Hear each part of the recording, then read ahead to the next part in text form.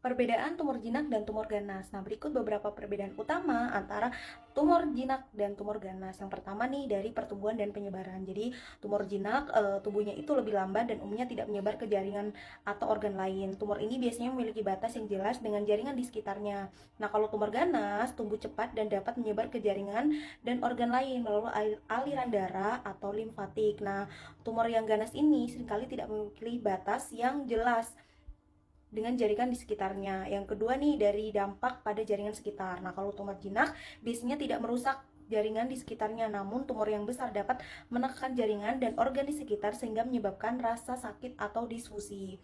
Nah, kalau tumor ganas menginvasi dan merusak jaringan di sekitarnya. Tumor ini juga dapat mengganggu fungsi organ yang menyebabkan berbagai masalah kesehatan lainnya. Nah, kemungkinan kambuh nih. Jadi kalau kemungkinan kambuh sendiri dari tumor jinak jarang kambuh setelah diangkat. Nah, tumor ganas ini memiliki kemungkinan kambuh setelah diangkat, bahkan setelah pengobatan. Nah, kalau dari resiko kematian, kalau dari tumor jinak sendiri umumnya tidak mengancam jiwa. Nah, kalau tumor ganas dapat mengancam jiwa jika tidak segera diobati. Nah, kalau dilihat dari gejala nih, tumor jinak gejalanya bervariasi tergantung pada lokasi dan ukuran tumor. Gejala umum termasuk benjolan, nyeri, dan juga pembengkakan.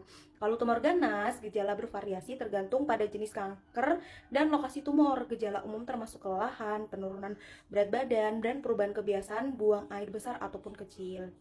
Nah, kalau dilihat dari diagnosis tumor jinak, di diagnosis biasanya dilakukan dengan pemeriksaan fisik, tes USG, dan juga biopsi. Nah, kalau tumor ganas, di diagnosis biasanya dilakukan dengan pemeriksaan fisik, tes USG, biopsi, dan juga tes darah. Nah, kalau dari pengobatan nih, pengobatan tumor jinak, pengobatan tergantung pada lokasi dan ukuran tumor. Pilihan pengobatannya itu bisa operasi ataupun terapi. Nah, kalau tumor ganas, pengobatan tergantung pada jenis kanker, terus juga stadium kanker dan kesehatan pilihan kesehatan pasien. Nah, pilihan pengobatan ada operasi, terus juga ada kemoterapi, terus juga terapi. Nah, kalau adik aku itu kan dulu dia itu awalnya itu terkena tumor jinak. Jadi kan kalau misalkan biasanya kalau jinak tuh nggak masalah, tapi ternyata ketika uh, tumor jinak itu bisa berubah jadi ganas kayak adikku. Jadi adikku juga awalnya itu jinak, tapi karena mungkin dari pola makan, pola hidup, akhirnya